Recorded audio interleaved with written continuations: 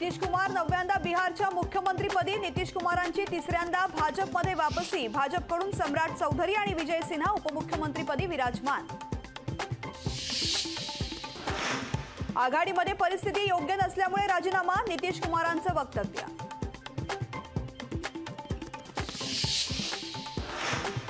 नितीश कुमार यांनी रेकॉर्ड केलाय, इतक्या वेळा कोणी बदल केलेलं पाहिलं नाही। नितीश कुमार यांच्या पक्ष बदलावरून शरद पवारांचा टोला। यंत्रणेचा गैरवापर करून पक्ष फोडले जात आहेत। नितीश कुमार यांच्या एनडीए प्रवेशावरून सुप्रिया सुळेंचा निशाणा।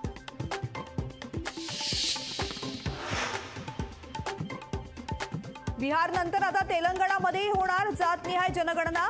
आगामी लोकसभा निवडणुकीपूर्वी जातीय जनगणना करा, तेलंगणाचे मुख्यमंत्री रेवंत रेड्डी यांचे निर्देश।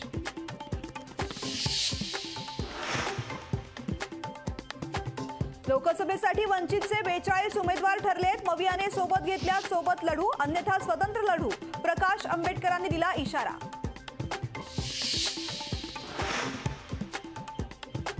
मराठा समाजाला प्रमाणपत्र मिळेपर्यंत लढा सुरू राहणार, जरांगे पाटलांचा निर्धार।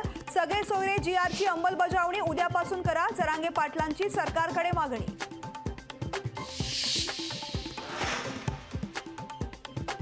ओबीसींना धक्का मारून बाहेर काढण्याचा प्रयत्न, ओबीसी समाज पण मतदान करतो विसरू नका, छगन भुजबळांचा सरकारला इशारा।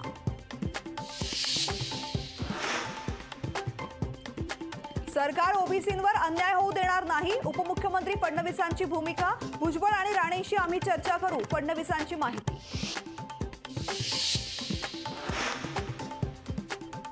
मागासवर्गीय आयोग एम्पिरिकल डेटा गोळा करण्याचं काम करतोय, विशेष अधिवेशन घेऊन टिकणारं आरक्षण देणार, मुख्यमंत्री एकनाथ शिंदेंची ग्वाही। मराठा आरक्षणाच्या अध्यादेशाला नारायण राणेंचा विरोध, राज्य सरकारच्या निर्णयाशी आणि आश्वासनाशी सहमत नाही, राणेंचं वक्तव्य।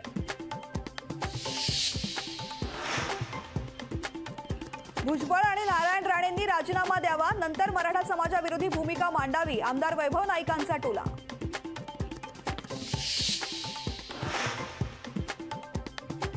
मराठा आरक्षणाबाबत सरकारच्या निर्णयातून ओबीसींचं नुकसान नाही, ओबीसी महासंघाचे अध्यक्ष बबनराव तायवाडेंचं वक्तव्य। ओबीसी नेत्यांना चिंतन मनन करण्याचा सल्ला।